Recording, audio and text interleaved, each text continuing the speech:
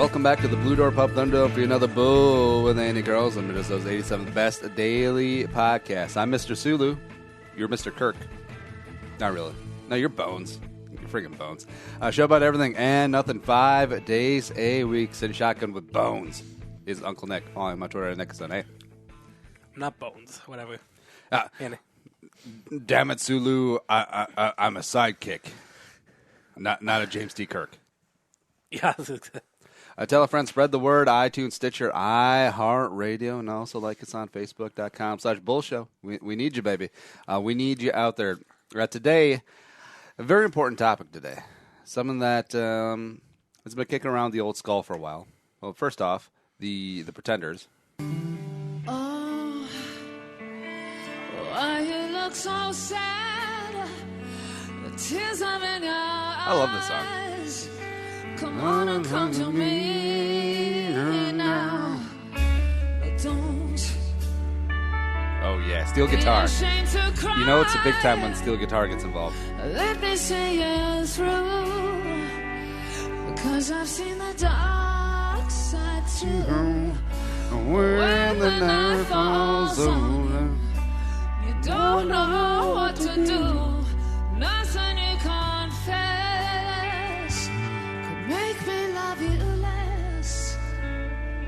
I'll stand by you. Now, this I'll Stand By You is like a song that it doesn't come up on radio a lot. You don't really think about it a lot, but when you hear it, you're like, oh, yeah, I love the shit out of that song. Yeah, that's not too bad. I was never a big Pretenders fan. I'm Wikipediaing them now. They've gone through many years of being active, and then a couple year breakups, and then they become active again. Very impressive. Christy Hind. Has she ever gone solo? If I'm assuming that would be the reason why they maybe separated. I'm looking her up too now. I'm sure she has done solo stuff, but you don't like the Pretenders because you're from Minnesota and it's too close to the Replacements. I understand the obsession with Replacements. I don't really get it, probably because I didn't grow up in the Twin Cities area. But yeah, the fervent outpouring of support for Prince when he died, that's just as rabid within the Twin Cities, especially Minneapolis, base for the Replacements, which is odd. I'm not a big fan of them, but I understand that a lot of it, Nick White is such a hater. I'm not a hater. I'm a liker. I respect the Replacements. I can only name, sadly, one song that they did. But it's, that hometown feel. You got to love that hometown feeling. We talked about it in our last episode with Woody Harrelson. It's, you got to love that hometown feeling. Even though, they were nowhere near Prince, but that's okay. You love that hometown feeling. Whoa, no, I'm just kidding. The important topic today, not so much Pretenders, although pulling back the curtain. I always pick a song to warm up to before the show starts. Usually it's something Elvis. I can't help falling in love with you. It helps out with the lower registries, get the voice nice and warm, so I can spew out ignorant nonsense, but not sound so crappy. And I don't know, for some reason today it was the Pretenders. I'll stand by you, just like you always stand by me, Nick. I'll always stand by you, Andy. Mainly when the cops are shooting, which is always kind of distressing to me because they're shooting at you. They ain't shooting at me. Whatever. No. All right, quick question here. Since we were talking about the Pretenders here a second ago, that song "I Stand By You." What year did that come out? 1982. Recorded in 94. Oh. Yeah, I know. So one I was actually shocked, and one I want to talk to you about too was that that's a fairly newer song. Now, is this the Justice League trailer? Uh, Eventually? I can't tell. Yeah. All right. So the thing I want to talk about before we get to the Justice League trailer, maybe Nick, why don't you find me the right one and then email it to me? The sandwiches. Sandwiches are a big part of our daily lives. You, within the sound of my voice, have probably eaten a sandwich within, I want to say a couple of days, but at least 2 weeks would be a pretty solid range. Like Nick, taking out the meatball sub that we just had, well, more like a meatball slider we just had. What was the last sandwich that you ate? Let's see. I think I had a. I don't think it was a club. I think I had a beef brisket last week at a place called Firehouse. Oh, in yeah. Plymouth. I love Firehouse. Great sub place. I think that was the last one. That, or I had a simple ham and cheese that I usually get from Jimmy John's once a week. Oh, do you get the slim? Yep. So no accoutrement, just like straight up meat Yep. and cheese? Yep. Straight up meat and cheese, simple price.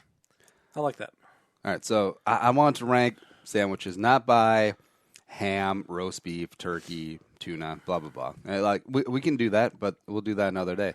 I wanted to rank by style, like specific type. So you're going to get club sandwich in the mix. We could talk about like a tuna melt. That can be in there too. Nick, like as far in terms of like styles of sandwiches, I know that you love club sandwiches, but what else do you like in there? Would paninis count? Like toasted, like stuff that... That's more of a method, though. Okay. So you could say like a Tuscan chicken panini. It's not good.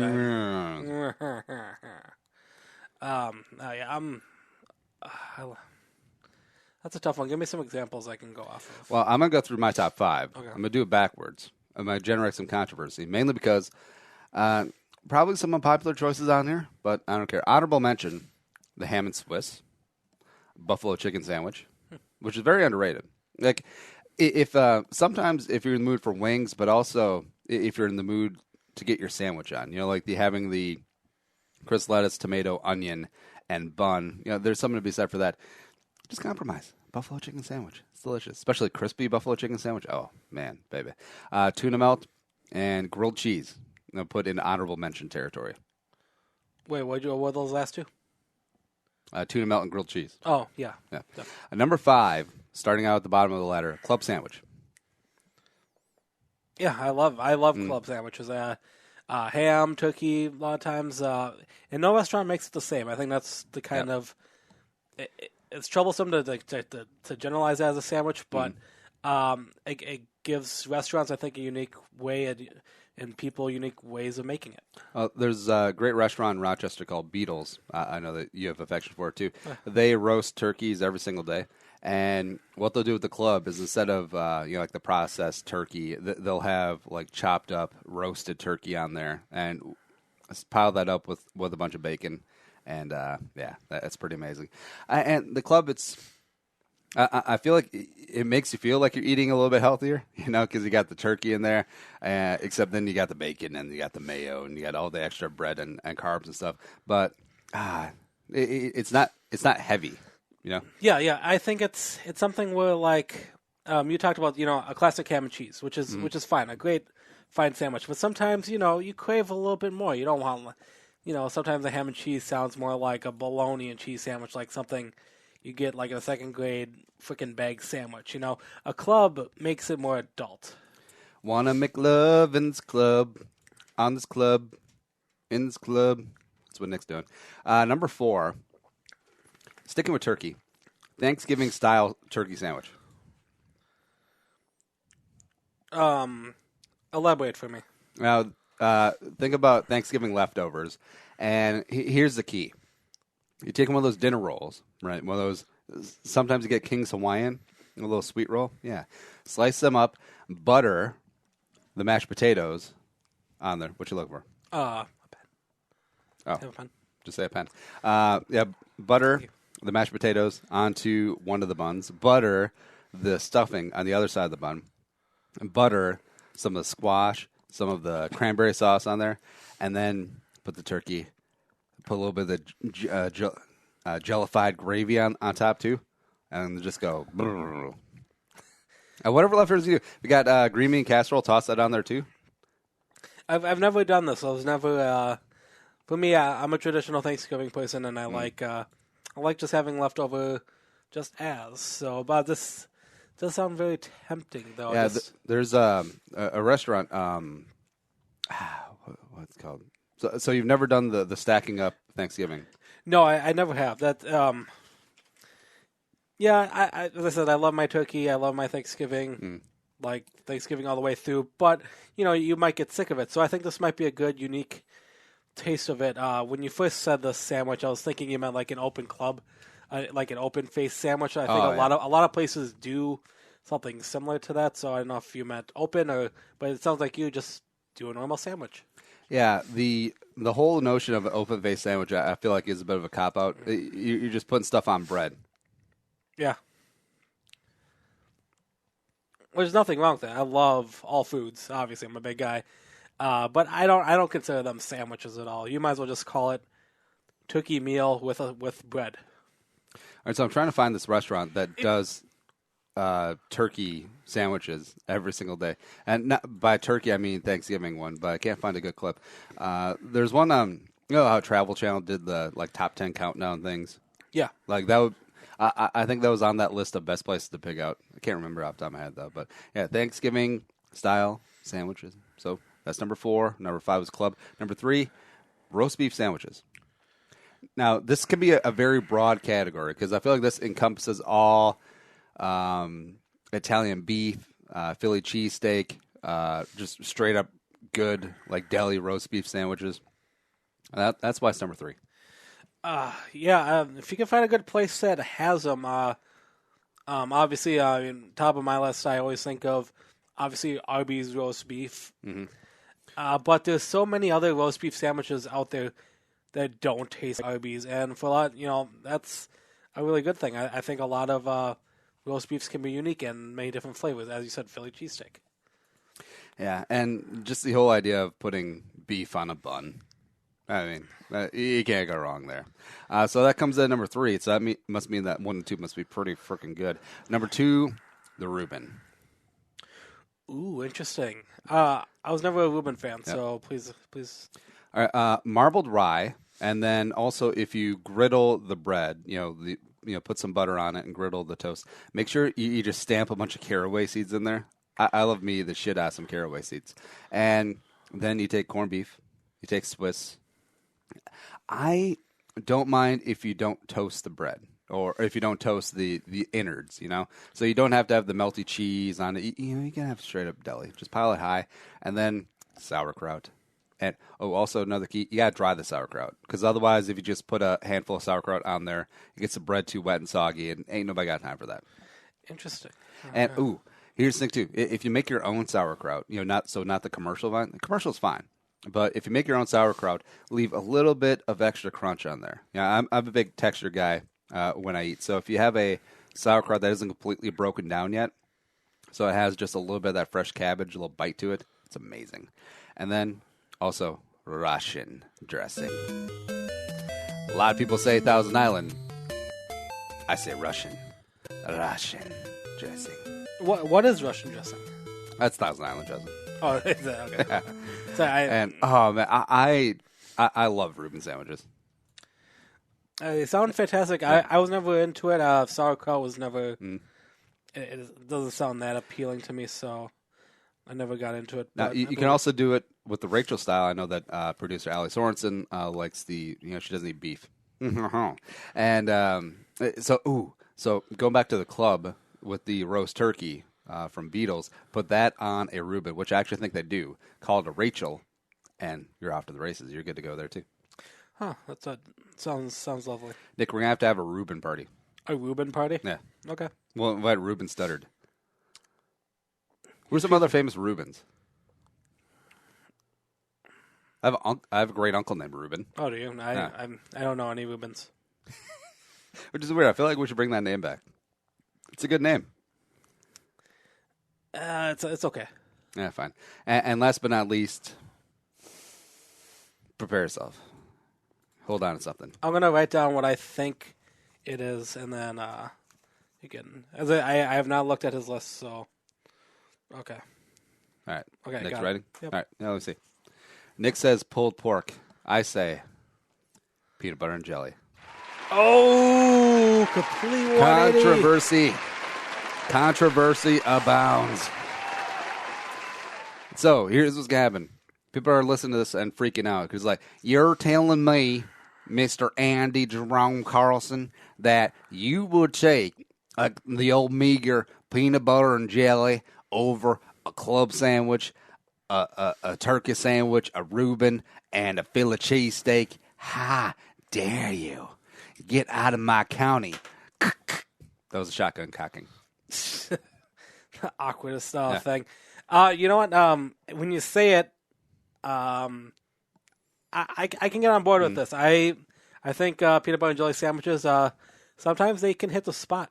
Yeah, and it does remind you of childhood, but also, I understand that they're pure sugar.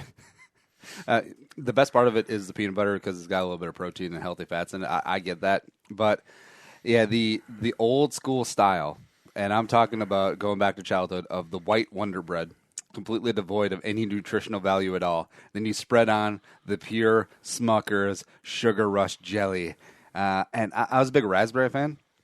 And also, since I'm a texture guy, get the raspberry preserves, which have the seeds in it, so you got a little bit of extra crunch in there. Put that on, and then the creamy Skippy, and oh lordy, oh lord, like it still brings back good memories because I can remember when I go on school trips for the various academic things I was involved in, or on the bus for baseball stuff, and Dad would pack a couple peanut butter and jelly sandwiches, and like and I'll put this out there too. This is the ultimate sign that you care and have affection for someone, and are looking out for the well-being. Is if you pack them a sandwich,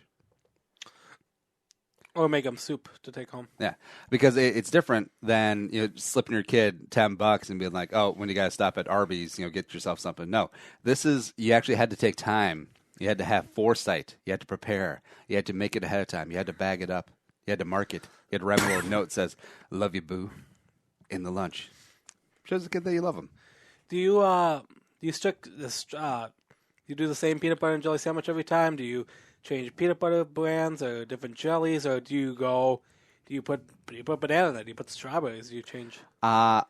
Sometimes go banana. Mostly go straight up. Although the bread has changed. I just ate a peanut butter and jelly sandwich like 2 seconds ago, and it was like the old school style one of the everything that's not good for you. But we do the organic natural peanut butter. We try to do the reduced sugar, not the sugar-free jelly, which just replaces sugar with Splenda, or other artificial sweeteners like sucralose, which is still no bueno. And the bread, we got into Ezekiel bread, so it's kind of all better on the surface, but still the harkening back to the childhood, it's still hard to beat. And also, by the way, if you're on a bus or if you're at a baseball tournament for all day long, and your sandwich is sitting in the bus, in the hot ass bus in Minnesota July heat, the peanut butter and jelly is actually going to get better. Having it be a little bit warmer, have the jelly soak into the bread, it's delicious. Tuna melt, nah. That's gonna kill your kid. R.I.P. Jimmy. What happened to him? Oh, he got meningitis from a bad tuna fish sandwich. Although I don't think that's how you get meningitis. Did you have to get the meningitis shot before you moved into the dorms? No, I don't think so. I did. That's all. Good. Yeah. So Nick, recapping the power rankings. Number 5, club sandwich. Number 4, Thanksgiving style leftover sandwich. Number 3, roast beef. That encompasses roast beef, Philly cheesesteak, Italian beef, etc. Number 2, Reuben. Number 1, PB&J, undefeated, still the champion. I liked your list a lot. I think that it covered star a lot. up in the sky. I guess pulled pork. I think pulled pork is a fantastic barbecue sandwich, which you could also combine maybe beef brisket. Might actually fit in there. Yeah, I feel remiss that I didn't put them as honorable mentions because pulled pork is amazing. If you go over to the East Coast, they got something called burnt end sandwich, which is like the burnt ends. Yeah, and also a soft shell crab sandwich or a lobster roll. Yeah, put all those on our. That's the thing. there is no bad sandwich. There really is not. Unless you eat a shit sandwich when you're in Wisconsin, which they do. Have you ever had just a straight up cheese sandwich? I know people. That's not grilled cheese. Yeah. I'm just saying. Like, so you take out a slice of Kraft American Singles and put it on a piece of bread? yeah. No. Although, like a really crappy sandwich that will always hold a special place in my heart because my dad and I used to eat these all the time, is you take 2 pieces of white Wonder Bread. It always goes back to the Wonder Bread. And then yellow mustard, bologna, like straight up Oscar Mayer bologna of like the good stuff that has got like the pig anus and like the chicken ear and like the beef tongue. Yeah, ground it all up. And then a slice of the Kraft American cheese. Bam. Delicious. Kraft American cheese. Also, it's got to be like the soft Wonder Bread, like the super soft Monsanto's infused. That this piece of bread is 5 weeks old, except it's still springy and spongy and soft to the touch. Yeah, because this is natural. Yeah, that kind of bread. I don't even care. I don't even care that's changing my DNA. Whatever. It's changing your DNA. Yeah, I love. You know what, sandwiches are fantastic, and anyone can make them. I mean, you don't have to be a gourmet chef. It's not that hard, folks. You can make it, and a lot of people, you make it your own. You throw a pickle on there. Throw chips on your sandwich. Oh, I was going to mention, just like, also, you don't have to crush up the chips before you put them on the sandwich. You put them on the sandwich, and then you like squish it down a little bit. That's how you get the crunch. Yeah, putting potato chips on a sandwich. Oh, by the way, if you put potato chips on a peanut butter and jelly sandwich, I think you got something going on there. Which is weird. I mentioned that I'm a big texture guy, except I hate crunchy peanut butter. Oh yeah, I was gonna throw that under you, but because I hate contrived texture. Crunchy peanut butter is for people who love peanut butter, but like some of that aquarium gravel just like strewn about in there. Get out of here.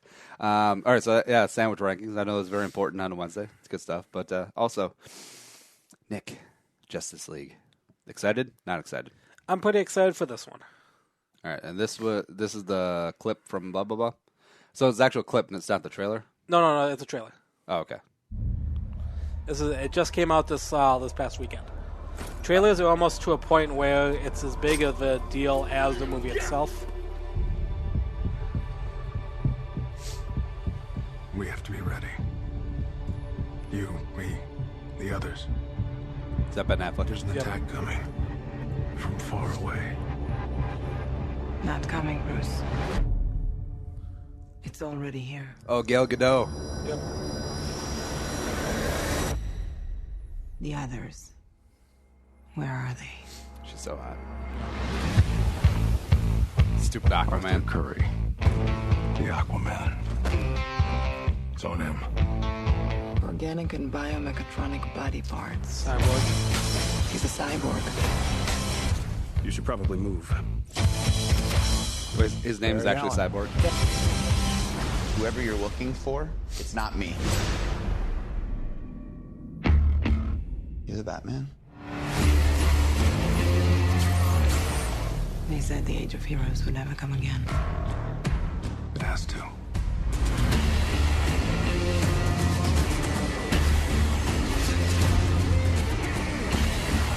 Oh yeah.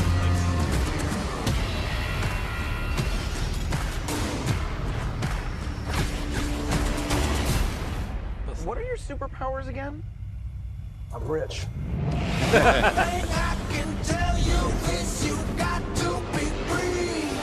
My turn. Come together.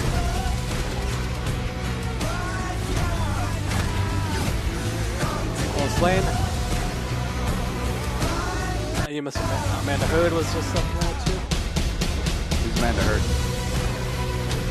Johnny Depp's ex-wife. Oh, the crazy one. Yep. Shall we?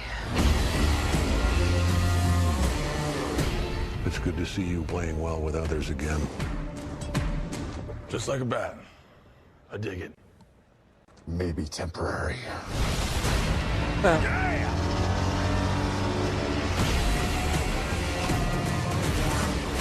Wait, so is Superman in this movie or not?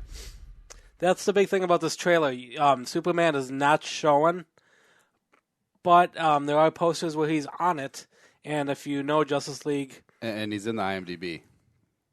Yes, so I think that's going to be the surprise that they're not going to show in any of the trailers, which is a smart thing, I think, to not over-tease or not give us too much of the plot, because if you've seen the previous movie, the Batman vs. Superman, spoiler alert, Superman dies at the end. But it's hinted that he didn't die. It's because he's Superman. How's he going to die?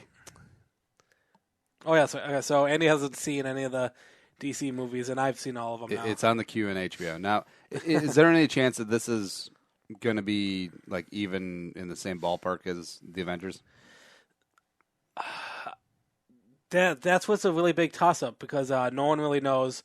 DC has not been doing well compared to Marvel. I mean, these are making money, but critic-wise, it's getting a lot of mixed reviews. All of them that have come out from DC, from the Superman solo movie, the Batman vs. Superman movie, Suicide Squad, which is, believe it or not, part of this universe, has got a lot of mixed reviews. Oh, no. Are there going to be any Suicide Squatters that are in this movie? Like, is Will Smith going to show up and be like, what's up? I don't think it's planned right now, but it wouldn't surprise me if there was maybe a cameo. But I think they're going to keep it strictly the main superheroes you see of Batman, Wonder Woman, Cyborg, the Flash, Aquaman, and hopefully Superman. Now, do they want to make this into like a 3-movie like trilogy? I don't think so. I think they're going to do... there might be a Justice League 2, but I think they're going to... Justice League 2, Justice Year. Well, obviously there's going to be a Wonder Woman movie is the next one coming out. Then you're going to have the Justice League, and then they're going to give... Batman is supposed to have his own movie. Aquaman is supposed to have his own movie right now, too. I think Aquaman actually looks pretty badass, even though... Wasn't he always like the butt of jokes in Justice League, or is that just Family Guy? I think that was just Family Guy. Obviously, what's the point of having a guy who only... But in this trailer that just came out, you see him out in the open. You see him fighting. Amber Heard, as I said earlier during the trailer, plays, I think, Aquaman's wife, which she doesn't look like. The trailer was too quick, but she plays a woman. Who's Steppenwolf? That is supposed to be the bad guy of the main arch bad guy of the... Oh, is it? Oh, because he's played by Kieran Hines, who's a great actor. Okay, yep. He is. Steppenwolf is supposed to be the main villain. Obviously, with Justice League, there are rumors that Darkseid might be involved in this. But I sound super nerdy, and I am a nerd, but not comic book nerd. So I'm kind of doing all this secondhand from hearing from other trailers and whatnot and other websites. So Steppenwolf is supposed to be the big cheese bad guy right now. I feel like people are freaking out over the trailer. Good or bad, you mean? Both. Because it's the internet. It's always both. It's just that a lot of people are still generally nervous. They don't know what to expect. I think Marvel set a pretty high bar, a really high unrealistic bar, because a lot of their movies, from the 2 Avenger movies and especially this last Captain America's movie, there were a lot of high expectations because they were excellent films. They were shot really well. They were fun for all age type of movies. I mean, they were serious, but it was fun and enjoyable. These past few movies have just been really, to me, and not being a big movie expert to say, they're really choppy. I think the cinematography, I feel like, is off in these movies. They're dark. The plot lines aren't making a lot of sense, and I think a lot of people are definitely concerned with the DC world. Yeah, with movie trailers, it's funny because I remember when The Dark Knight was coming out in 2007, and you just watch the trailer over and over and over again until it came out in the summer 2008. And yeah, that was the last movie that I was fully in on, just like watching all of the trailers and trying to break it down and reading, because YouTube wasn't really that big of a thing back then, of people's reactions and stuff. But yeah, the Dark Knight trailer. I knew the mob wouldn't go down without a fight. But this is different. They crossed the line. You crossed the line first, sir. You hammered them, and in their desperation, they turned to a man they didn't fully understand. Some men aren't looking for anything logical. They can't be bought, bullied, reasoned, or negotiated with. Some men just want to watch the world burn. Yeah. Starting tonight, people will die. I'm a man of my word. Yeah, and that was like a legit teaser. There's no... it was only dialogue and just like lights behind the Bat logo, and then the Joker card flying up at the end. And it's funny, after watching the movie and digesting it a couple times and watching the trailer again, it's like, yeah, it was all there.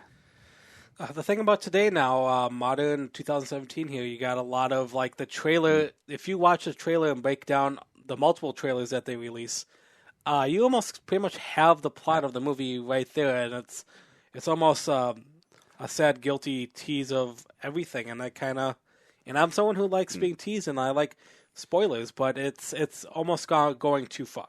Although the amazing thing about the Dark Knight is that all of the trailers, all the promotion was about the first half of the movie. Like, when you're watching it the first time, you had no idea that the Two-Face storyline was going to happen. Yeah. Which was amazing they were able to keep that under wraps. Because I remember sitting in the theater and watching it through the first half of the movie and looking at my watch, I'm like, they've pretty much done the whole story. They got another hour of movie. What the hell's going to happen? What's going on? Yeah, as I said, we're being really spoiled with all these trailers and all these internet sources. Like, you already figured out who the bad guy of the movie is, and obviously with the trailers that we've seen with the Justice League so far, there is no Superman, but it's clear on IMDb that he's going to be in it at some point. Mm-hmm. So, I don't know, it's just... Screw him, he's not even that good. Just let Batman and Wonder Woman kick some ass, and screw that alien. He's got a hot adopted Earth Ma. Diane Lane is gorgeous.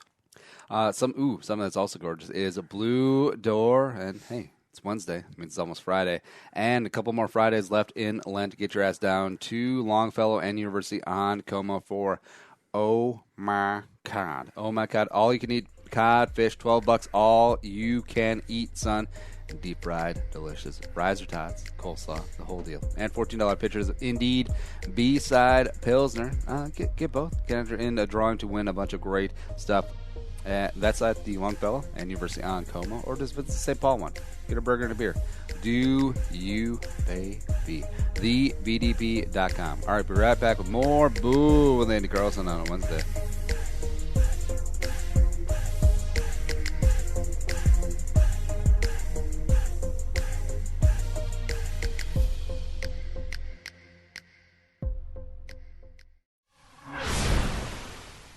I got a fever, and the only prescription is more Purple for the Win podcast with Andy Carlson. Come to you all off-season long, covering free agency, the draft, OTAs, and then we're on to training camp. Get the show on 1500 ESPN, Podcast One, and the Podcast One app.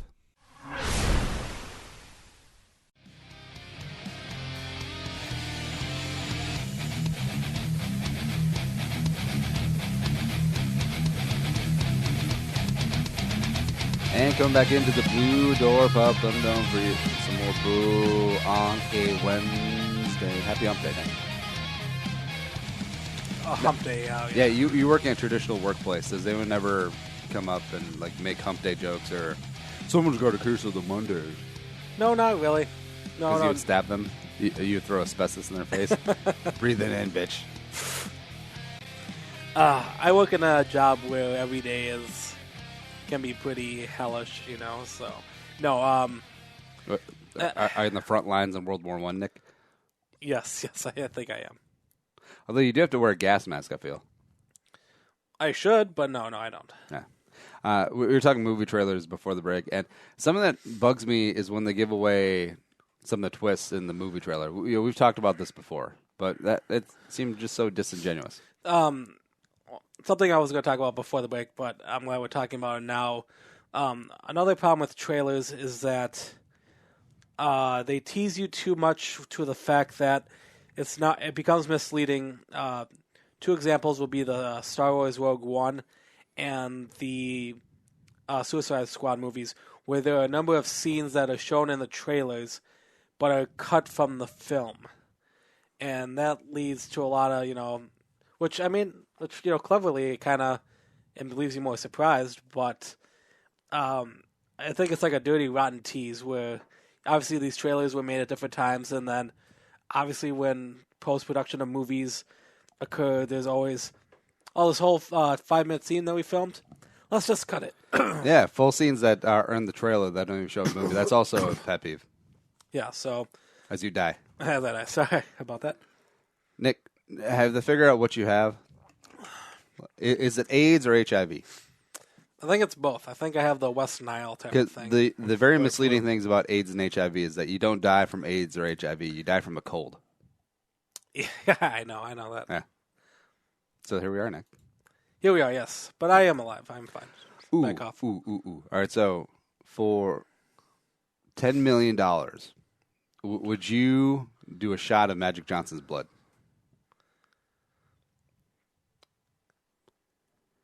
He only has HIV, and he has it pretty much under control. Also, his wife's name is Cookie, which is always amazing to me. Is it really? Yeah. Yeah, I think I would. 10 million? Would you do it for less? Like, would you do it for $500,000?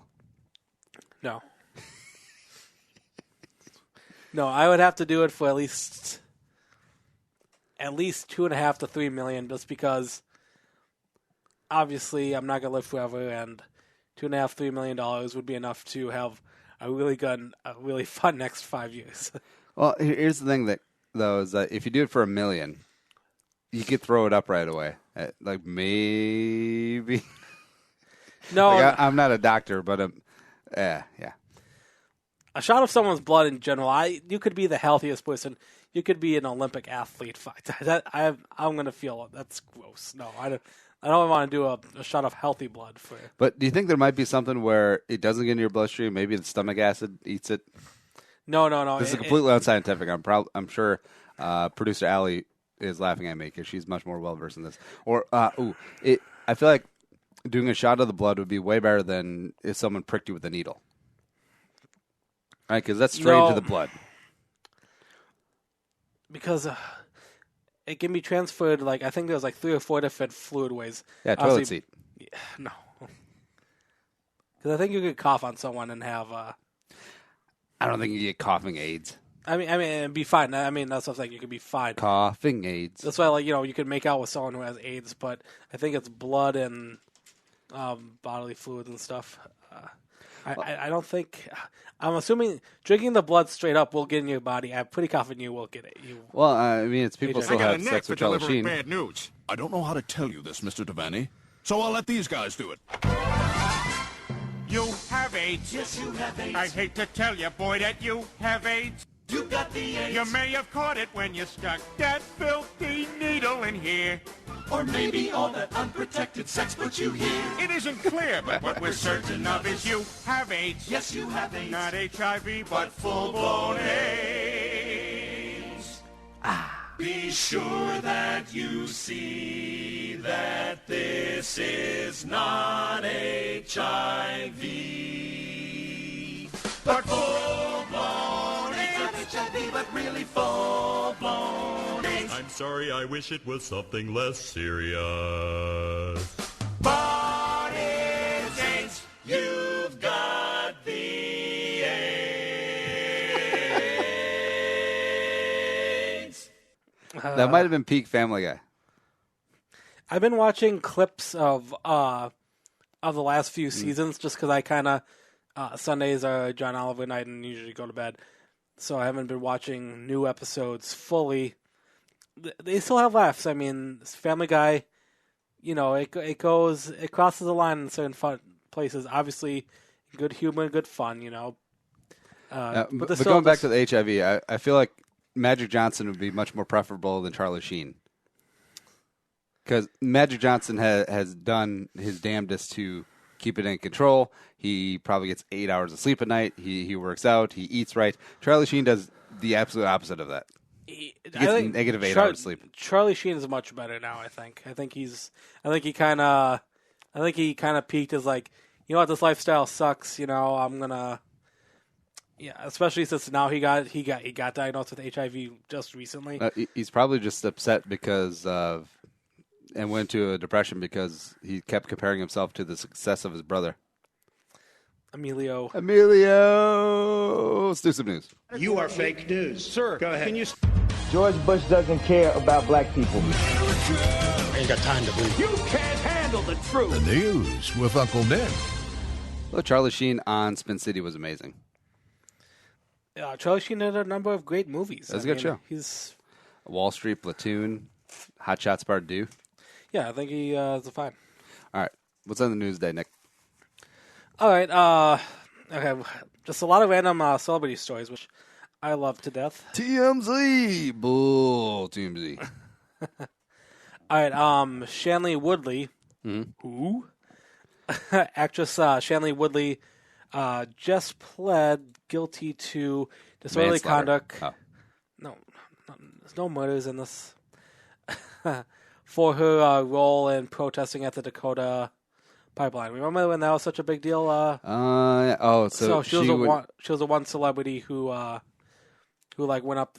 I think there was a couple celebrities who supported it, but she went out there, and I think it was back in October. She was arrested for protesting, and she got a year of. What's the term here? I'm sorry. One count misdemeanor. Yeah, 1 year probation. Oh. Which is I think it was undocumented probation. I think was the phrase. Wait, so undocumented probation. So you just have to be like, oh, now you promise that you're going to be good. You're not going to have a parole officer. Seems a little weird. Okay, under the plea. Okay, this is from dailymail.co.uk. She has 1 year of unsupervised probation. The previous riot charge will be dropped, and she will forfeit the $500 bond she put up. $500 bond is all cheap. There's her. We're looking at her mugshot now. Oh, she looks like she's gonna be in the next season of Orange Is the New Black. She kind of does. Her character is gonna be named as Cheyenne, which is pretty close, Shailene, and she's gonna be. You, my friend, are gonna be the belle of the ball. Did you ever watch any of her big? I think her big claim to fame was the Divergent series. The wife watches it. She also watched Our Fault Is in the Stars or A Fault in the Stars. Right. The one where everyone's got AIDS. Or what's she dying from? Cancer? Probably cancer. I think she had cancer. Yeah. Cancer AIDS. And also the Secret Life of the American Teenager. The show on ABC Family before it became Freeform. Oh, she was the main character. Yeah. She was in Felicity and American Girl Adventure. I feel like I watched a couple of those with your wife. Whoa. And the big thing is she's starting in a new show called Big Little Lies with Nicole Kidman and Reese Witherspoon on HBO. So I'm assuming this is just like Pretty Little Liars, but on HBO. Yeah. Whatevs. It's a good analogy. Yeah, so big... she was in the Snowden movie. Oh, no one saw the Snowden movie. Not even Joseph Gordon-Levitt's parents saw the Snowden movie. They're like, look, Joey, we love you, but no. We're not going to listen to you sound like Kermit the Frog for 2 hours. I'm Edward Snowden. What? No. No. What? What? No. What? Edward D. Snowden here. Yeah. All right, what's next? That's not what he sounds like. Okay. All right, my favorite story of last week. Chris Yamaguchi, famed Olympic figure skater. Yeah. And Asian. And Asian was caught, but she was congratulating her good friend Nancy Kerrigan, who's on Dancing with the Stars. And as of right now, by the time we're recording, I think she's still on it. She's going to win it. Nancy Kerrigan? No, Chris Yamaguchi won it before, right? She won the. I don't know if she won it originally. All right, I don't know if she was on it. Let me look up. Yeah, keep going. Okay, so Chris Yamaguchi, former Olympic skater, just like Nancy Kerrigan was in the 90s. Christy, just calmly wanted to wish her good luck. And how do you do it? You wish it on social media via Twitter. So the tweet that Chris Yamaguchi goes, "So excited for you, Nancy Kerrigan, at Nancy Kerrigan. Can't wait to see you grace that ballroom floor. Break a leg." And if you're good in pop culture, using the term break a leg with Nancy Kerrigan is putting your foot in your freaking mouth. I really hope that she did it intentionally. Like I hope that they're actually like good friends behind the scenes, and Kerrigan has good enough humor about it. It's like, do it. It'll be such a huge story. It'll be awesome. Yeah, follow. I think it was taken down right away, but yeah, from what I read since, it sounds like she meant it all in good intentions. She didn't mean it that way. But for those who want a quick history lessons of Nancy Kerrigan and what happened in 1994 and 95, she had her leg effed up by Tonya Harding's beau or someone she hired or whatever, and using the term break a leg, which is a common term they use for anyone who's about to go on stage doing something, wishing them luck. Yep. So all good intentions, but you said it too. Chrissy Yamaguchi won season 6 of Dancing with the Stars. Did she? Boom. Oh, wow. Because you always have to bet on the former female Olympian. Because they're going to be the best dancers to begin with, and then also they understand the dedication, and then once they get into the competition, those competitive juices take over again. So, yeah, Simone Biles, I think, is on the season. Yeah, just give her the trophy now. Isn't it all like on voting too? I mean, isn't it all about the people who? So if you have like someone silly like Gilbert Gottfried, I'm assuming if Gilbert Gottfried's a big name, what you think? I don't know. Sorry, that's a really poor example to kind of throw in there. All right, so the premiere was on Monday, and as of this recording, no one's been eliminated yet. But looking at the participants, Simone Biles and Nancy Kerrigan is going to win this thing. You know who's not going to win? Mr. T. Mr. T is not going to win. Chris Kattan, I think, had the lowest score, I believe. Yeah. Over, as I said, it aired last Tuesday, Monday, Tuesday, Wednesday, or whatever. Yeah, or you look at the former NFL players, because I think Jerry Rice and Emmitt Smith have won before. So you bet on them too. But if you have a small female former Olympian, they're going to win. They're going to win. But it's quite possible. Alfonso Ribeiro won season 19. Oh, really? Yeah. As I said, I think that could also be part of the. They probably could get a lot of people who vote. A lot of young kids who watch Dancing with the Stars, or maybe a lot of older people get their kids to be like, "Hey, I like this guy. He was on Fresh Prince of Bel-Air. Let's get that. Let's get him to win." Sorry, Jerry Rice did not win, but he has done well. Former NFL receivers Hines Ward and Donald Driver have won, though. Oh, really? Wow. Yeah. Okay. This is great. Oh, also Shawn Johnson. Yeah. Remember her? A former little gymnast from Iowa. I follow her on Instagram. Yes. Yeah, little cutie. She won too. All right, what's next? All right. Andy's favorite movie, Love Actually, is in the news a little bit. It's not a Christmas movie. This past weekend, there was big buzz that there was going to be a sequel. It kind of was a sequel, not really. It was part of a, I don't want to use the word publicity stunt, but part of a, what's known as Red Nose Day, kind of a telethon to get celebrities involved. I've been doing a little bit of research on this Red Nose Day. Have you heard of it? It's for some charity. Yes, it's for children in poor developing countries. So it's something that's been kind of popular on and off within this past decade. So fairly new, but it's cool. They get celebrities. They do it every March. It looks like, and one of the publicity, one of the things that they did was they did a cute video, which they reenact. What's it called? The Love Actually, the famous scene where they talk to each other with a bunch of giant large note cards. I have not seen this movie, by the way. So no, the main guy went on to be Walking Dead fame. He's more famous than all of them, including Liam Neeson. On Red Nose Day.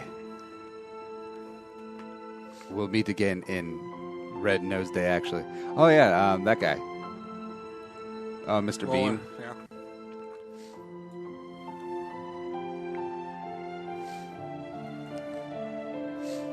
Oh, yeah, she was the Spanish chick. Keira Knightley. I love Keira Knightley. Ooh.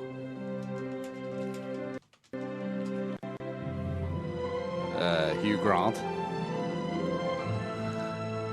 that Liam Neeson? Yeah. Oh, that stupid kid grew up. Oh, hey. Let's get pissed and watch porn.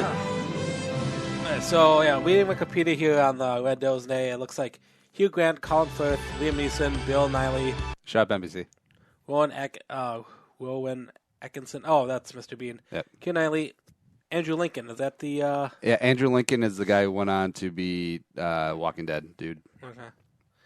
Yeah, an all-star cast. I wanted to bring that up, and with also the another sketch that they did. Might have you look it up later, but Stephen Hawking's new voice. They did a short video in which Stephen Hawking himself appears, and he talks about how he wants to find a new computer voice, and they bring in a bunch of celebrities that say they come and be like, "Hey, I can do your voice. I can be a way better voice." Rebel Wilson, Anna Kendrick, Stephen Fry, Simon Cowell come in, Felicity Jones, Eddie Redmayne, who was freaking Stephen Hawkins in the movie, and Michael Caine. I think Miss Piggy even makes an appearance too. Michael Caine. Nick, if you needed someone to be your speaking voice, who would it be? You. No. I like your voice. You have a nice voice. No. Like celebrity-wise? Yeah. Actually, I feel like producer Allie would pick my voice. She's like that. Celebrity voice. I would pick... Celebrities. I would pick Aubrey Plaza. I like the way she talk. The fact that, like, because of general... She has that, like, deadpan humor that I do like. Who do you think I sound like? Obviously, how I hear myself. The kid from Up. Walk away, George! The hood's got her now. Yeah. I would do... Josh Gad. Oh, yeah, Josh Gad. Definitely Josh Gad. Yeah. Actually, that would actually make perfect sense. What's your favorite Josh Gad character? His character in the movie Pixels was actually pretty funny. He played the nerdy, lonely guy who falls in love with a video game girl character. Oh, no. Who actually comes to life in the movie Pixels. Sorry, spoiler alert. And is played by a very beautiful, I think, Ashley Benson, plays her. Oh, the blonde chick from Pretty Little Liars. I think so, yes. Yeah. So, that might be up there. Olaf is hilariously funny. But I might have to go with that one guy. All right. What's the last story we got? John Kate. Oh, yeah. Yep. I got it. All right. Some levity for you guys midweek. John Gosselin, formerly known from the hit TV show, and I don't know why it was a hit show, John and Kate Plus 8. Remember when a bunch of TLC shows were all about people having freaking dozens of kids, and theirs, I think, was probably one of the first and probably the most popular one. I don't know. Do you think they were more popular than Honey Boo Boo? I think so. At the height of it, yes. John Gosselin, obviously people know John and Kate got divorced. Obviously fame destroys everything. And then Kate was on Dancing with the Stars and sucked. Did she suck? Yeah, she was bad. I didn't watch it. She was like Robo Kate. Having 6 kids at once kind of ruins a body. Anyway, John Gosselin has trouble to find work here and there, but apparently he has found a new job as a stripper? Yeah. What? Yes, from ET Online. He is working as a male entertainer in Atlantic City, New Jersey. Yes. Quote here, I work at Dusk Nightclub in Atlantic City, New Jersey. I'm a member of the Senate DJ group, and I also help with promotions. But he's also joined this, he's also part of a dance number, semi kind of like the, I don't mean like stripper as in like strip club, but what was that popular guy dance? Thunder Down Under? Yeah, he's kind of like something like that, like a Chippendale-y type of thing. Yeah, or Magic Gross. Mike type of thing. Yes. Yeah, that's kind of his little shtick right now. And I always feel bad for the 2 older girls because everyone remembers the sextuplets, except were the first 2 twins? I think they were twins. Oh. I don't know off the top of my head here. I'll look that up right now. I was never big into that show. I thought Kate was actually pretty cute back then. And then no, Kate? No. Kate had like the short haircut, which just screamed like overbearing, like control, like psycho chick. You know, the one where it's short, it's a little flipped over in the front. Oh, yeah, here we'll pull up a picture. Yeah, like flipped over in the front and like spiky as shit in the back. Yeah, the one where she looks like Bowser. Dun dun dun dun dun dun dun dun. I totally got that theme music. Don't get me wrong. That haircut looks phenomenal on certain people. It did not look great on Kate. Like, I have no hate against that haircut. It could be pretty fantastic on the right person, but not on Kate. No. I don't mind. Okay, yeah, so the two oldest ones are twins, and then the sextuplets, obviously. So you have... Do you know how old they are now, at the time we were recording this? The kids? Yes. The two older ones, 17. 16. And the sextuplets would be 12, 13? 12. Ah. Damn. First of all, 8 kids is a lot of freaking kids, and as not a father yet, I'm assuming their bills could be high. I mean, feeding and keeping keeping clothes on those kids. I mean, I'm assuming they go through. I'm looking at a picture now. Damn, they look Asian. Well, yeah, that's the thing about this whole thing. Maybe I just don't like Kate because she was bad to all my Asian brethrens of just douchebag absentee fathers. Yeah, it's creepy how much these kids look like my kid, Margaret. Margaret's adorable. She'll always be adorable. These kids. I feel bad for these kids. Like I hope I'm rooting for them to grow up adjusted, but you know, having that 3 or 4 year trauma, like early on in your childhood, where you're in a bubble, and dad's a douchebag, mom's on Dancing with the Stars, losing, also probably banging her partner. Yeah, probably. Her dance partner. Yeah, I feel like, I feel like the participants on the show and the dancers like bang just like incessantly. Oh yeah, I'm sure. I would watch that show. Yeah, it's kind of. I understand when the show came out. I mean, there's good intentions behind it. I mean, there was a lot of. It's interesting. A lot of people probably want to see the life of having 8 kids, but then it becomes their career. Yep. And you know, there's a lot of, you can go on YouTube. There's a lot of people who bank on the careers of being popular, being famous. Kardashians, for example, and like a lot of them turn out crappy. And sadly, for ratings, you kind of actually want that because people don't want to see happy families all the time. You know, you want to see dysfunction. Honey Boo Boo. What's the 19 and counting? Dude, one of them was raping the other sisters. It's crazy. Not raping. Sexually assaulting. Assault. Sleep. Sorry. Okay, that's what I meant. Okay, sorry. Fine line. It's just, I don't know. I think there's a lot of. I think TV. Well, mainly because if you had a reality show of a nuclear family of the mom and the dad and the 2.5 kids, and there's no conflict, and they have a nice dinner together, and then they go get some froyo, and then they watch Dancing with the Stars, and maybe an episode of Blackish, and then they go to bed. Yeah, great show. Yeah, let's keep watching that. Yeah. No, you want to watch the. And I understand, like, it's not really my cup of tea, but I understand the reasoning behind someone wanting to see just a complete shit show. Like, mom gets too drunk at dinner, the son takes a swing at the dad, and then the daughter goes off on her boyfriend's motorcycle, and she's 14, and he's 42, and blah, blah, blah. I mean, you have to look at how TV started back in the day, where everyone was a perfect family. Yep. It wasn't until, like, you know, recent years. I mean, you can argue the 70s, there were a lot of changes and stuff, but like dysfunctional family, you know, became more popular now. I think one of our favorite shows I know is Titus, who, you know, who relished in that, about how like having a 5-time divorced dad, psychopathic mom. You know, I mean, it makes for entertaining comedy. Speaking of Leave It to Beaver, that's what is on the back of the guy's motorcycle jacket. That's the news. The news with Uncle Dick. From the entire Channel 4 News Team, I'm Veronica Corningstone. And I'm Ron Burgundy. Go yourself, San Diego.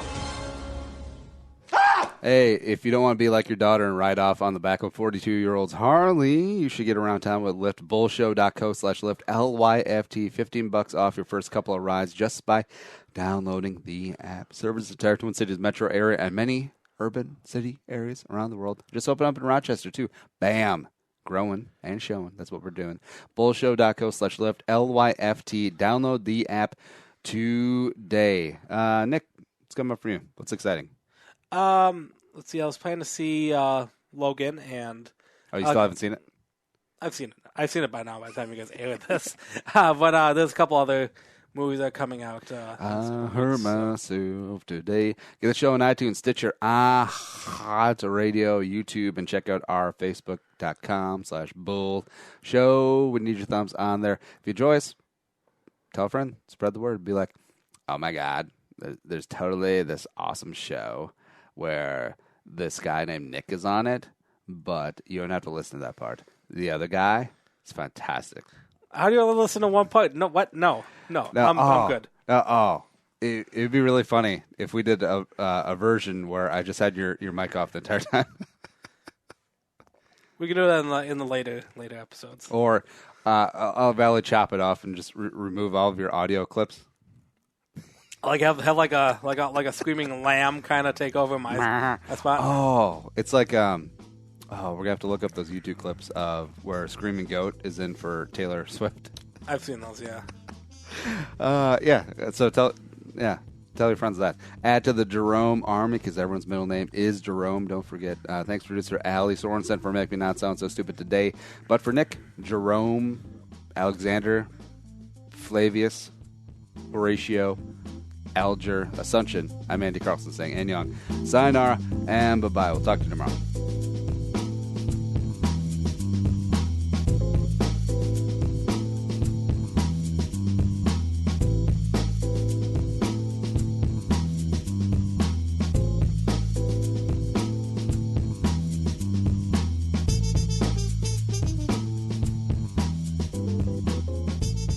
Thanks for listening to Bull with Andy Carlson, Minnesota's 87th best daily podcast. Download the show on iTunes. Everyone's middle name is Jerome.